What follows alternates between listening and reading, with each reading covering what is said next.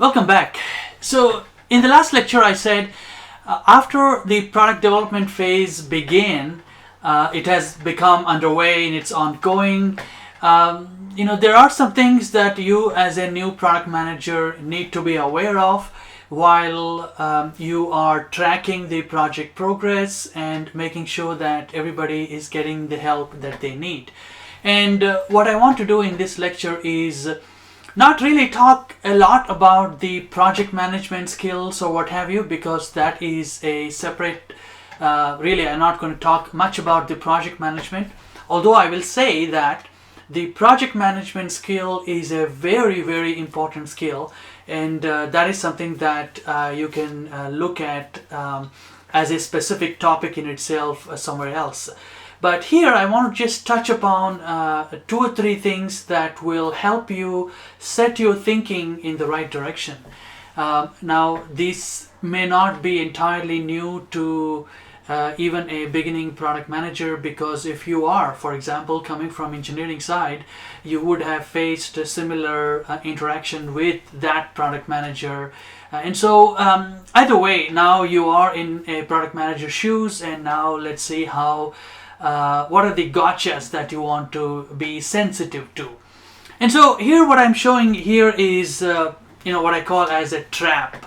Kind of a melodramatic word, but either way. So one of the first things that you want to always be sensitive to or watch out for is something that happens quite routinely in product development phases. And for example, either you or someone is what they are doing when they are scoping, or when they're saying they can get the job done or a task done in a certain time period, is you may not realize it, but they are planning for the best case scenario. Now, what do I mean by that, and why this is not such a good idea in the beginning stages? For example, if a task, let's say it is estimated to take about 6 days. That's what normally what you get from an engineer, for example. But realistically, it may take about 8 days. But if push comes to shove, or the engineer may come back and say, I can do it in 3 days. And maybe without you knowing, or maybe because you are putting too much pressure on the team, or maybe this person wants to make herself or himself look good. For some reason, that task goes into the project sheet as requiring 3 days. And so what you're saying is that, that is the best case. This engineer has to work really hard, burn the midnight oil, so to speak, and then they can get it done, or he or she can get it done in 3 days. Well, that's not really how you want to plan your product, right? What you want to do is you want to give yourself some room if something goes wrong, and so you can recover from it. And so if all the task items are packed in the project sheet with all the best case estimates, again, you need to be sensitive to why this is happening, if this is happening too many times, but it does happen. Then if all the best cases are the only ones that are showing in the project sheet, then you are pretty much looking at a project plan that has no room for failure. That is the point.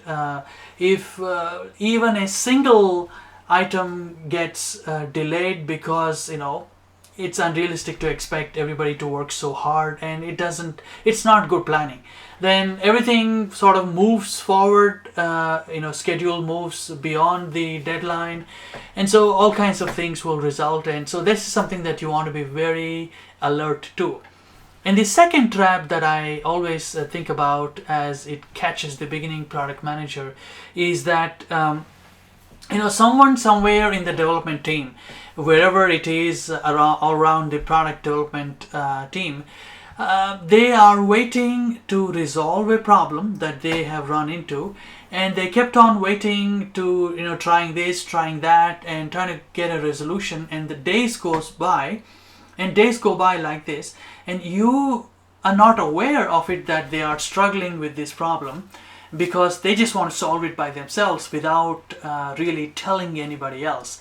Again, there's this tendency that they want to show the result and not the problem, and so what happens in this case is, the person keeps on trying for, let's say, a week or 10 days, and finally gives up, and then when the next product status meeting comes up, everybody is throwing up their hands saying, we can't solve this problem, we've been at it for 10 days or what have you.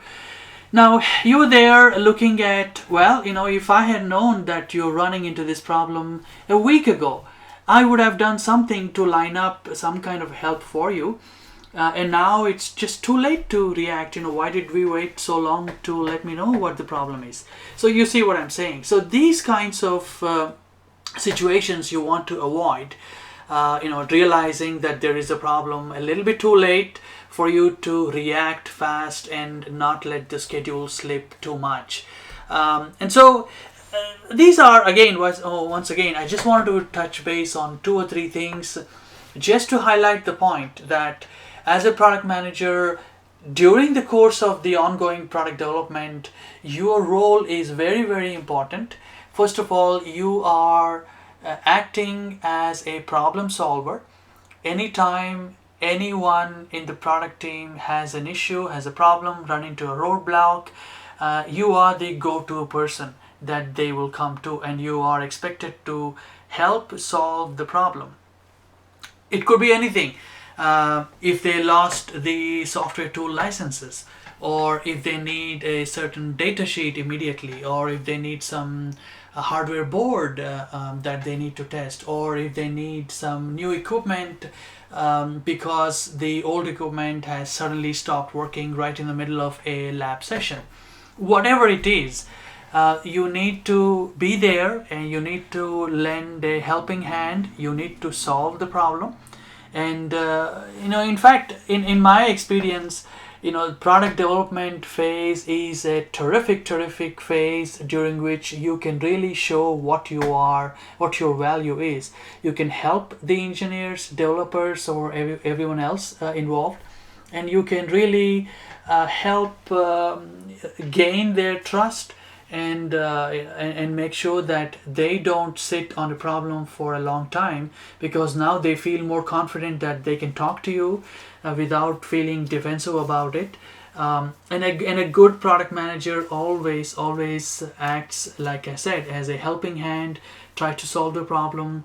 And again, a good product manager does not act like they are he or she is their boss.